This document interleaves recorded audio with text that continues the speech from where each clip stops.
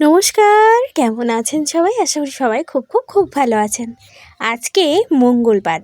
আমি সোমবার পর্যন্ত আপনাদের ভিডিওটা দেখিয়েছিলাম, আর মঙ্গলবার সকালের একটুখানি একটা পার্ট আমি যেখানে রান্না করছিলাম সেখানে। আর এখন আমি রেডি হচ্ছি, যাব এখন কীর্তন শুনতে মা কাকিমার সাথে। কাকিমাকে একটু আলতা পরিয়ে দিচ্ছে, আর আমি শাড়ি পরে রেডি হয়ে গেছি, কিন্তু গয়নাগাটিগুলো এখনও পরা হয়নি। তো এই টুকটাক যে সমস্ত গয়নাগাটিগুলো আছে পরে নেব, তারপর বেরিয়ে যাব। পৌঁছে গেছে ওরা?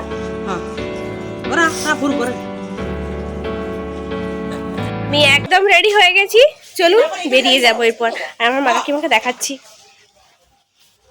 ওই যে দুজন রেডি হয়ে গেছে, দু মূর্তি। আমার মা, আমার কাকিমা। আমার ছবি দিলে চলে তোর মাকে ব্লগ করতে দাঁড়া। কৃষ্ণ গোপাল একদিন দৌড়ে পালিয়ে যাচ্ছে। দেখুন একটা ছোট্ট ঘটনা। কৃষ্ণ গোপাল দৌড়ে পালিয়ে যাচ্ছে, নন্দ মহা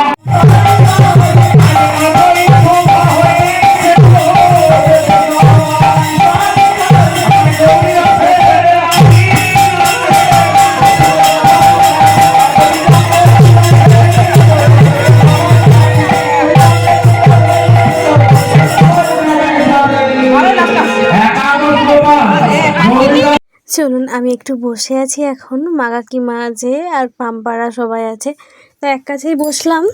আর এখন আমরা কীর্তনটাকে উপভোগ করছি, ভীষণ ভালো লাগছে সবার সাথে এখানে কীর্তন শুনতে। তো চলুন এখন আমরা একটু হরিনাম সংকীর্তন শুনি। আমরা সন্ধেবেলায় আবারও আসবো হরিনাম সংকীর্তন উপভোগ করতে। তো চলুন আপনাদের আরেকটু দেখাই, বেশ ভালো লাগছে, আশা করি আপনাদেরও ভালো লাগবে।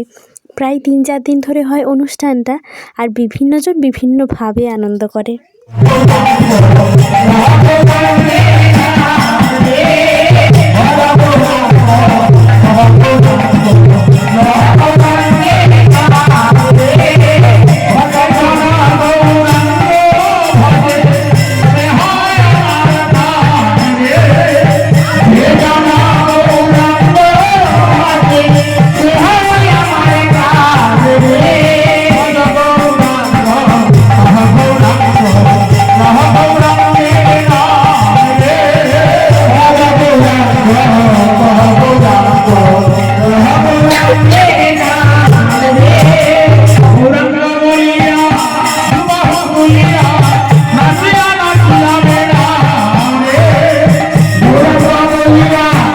দেখুন, আমরা তো আনন্দ করছি, বোনও আনন্দ করছে, এইটুকু।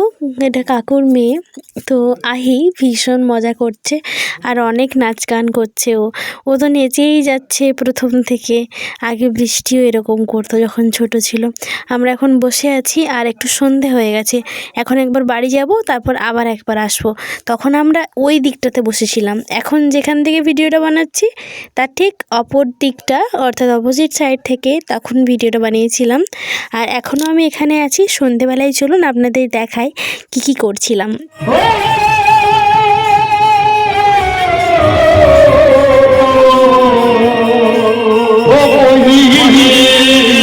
এখন ভোগ কীর্তন হচ্ছে, সন্ধে আরতি হবে এবার।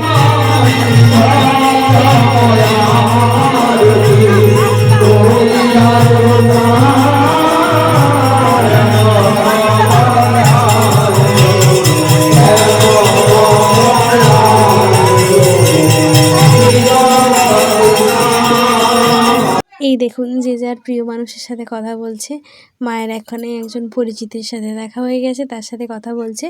এখানে ফুল মালা বাতাসা এই সমস্ত ছড়ানো হচ্ছে। এখন ওইদিকে ভোগ কীর্তন হবে, ভোগের জন্য ওখানে সমস্ত কিছু রেডি হয়ে গেছে। সন্ধে আরতি অলমোস্ট কমপ্লিট। চলুন এরপর আমরা বাড়ি যাব, তারপর আবার ফিরে আসব। বাড়ি আসার পর মা আমাকে এখানে ডাকছিল ফুল দিতে, আমি এখান থেকে দাঁড়িয়ে বিষয়টা দেখছিলাম। মা আবার আমার কাছকে এসে আবার ফুল দিল একটু, আর প্রসাদ, ঠাকুর প্রসাদ বাতাসা সেটাও দিল। মা আবার বলে ধুলন্ডিতে এমনি বাতাসা বা একটা ফ্রেশ চকলেট খাবার থেকে যেগুলো ওখানে পড়ে যায়, আর সেগুলো খাওয়া অনেক বেশি ভালো। মা বলে এটা মায়ের মতে হয়। আমরা আবারও চলে এসেছিলাম মেলা দেখতেও, একটু গিয়েছিলাম, বৃষ্টি টুকিটাকি জিনিসপত্র কেনাকাটা করেছে, আমরাও চলে এলাম। আর ওখানে দেখুন মাঝখানে ঢুকে বৃষ্টি একটা দারুণ গসিপ তৈরি করছে, এইদিকে ঘুরছে একবার, সেদিকে একবার ঘুরছে, মানে সবাইকে মাতিয়ে রেখেছে ভীষণভাবে। চলুন আমরা একটু মেলার দিকে যাব এরপর, আর তারপর বাড়ি চলে যাব।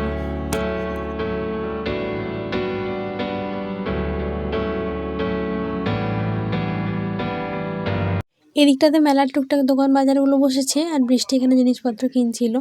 আর এখানে দোকান খুব একটা বেশি বসেনি এবছর, অন্যান্য বছরগুলোতে 2-4টা দোকান বেশি থাকে।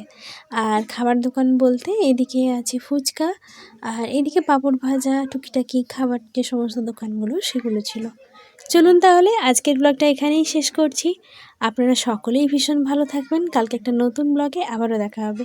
টিল দেন সকলেই ভালো থাকুন, সুস্থ থাকুন, সাবধানে থাকুন।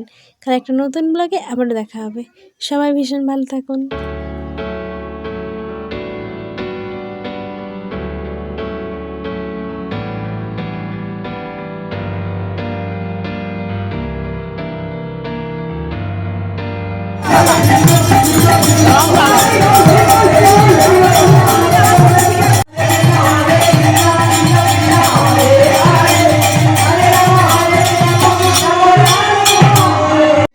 যে ভক্ত আমার বড় চিন্তাই হয়েছে, তাই চুপি সারি গোবিন্দ ঘোষের কাছে এসে দাঁড়িয়েছে। আরে ও গোবিন্দ, এত ভক্তের সেবা তুমি দেবে কেমন ভাবে?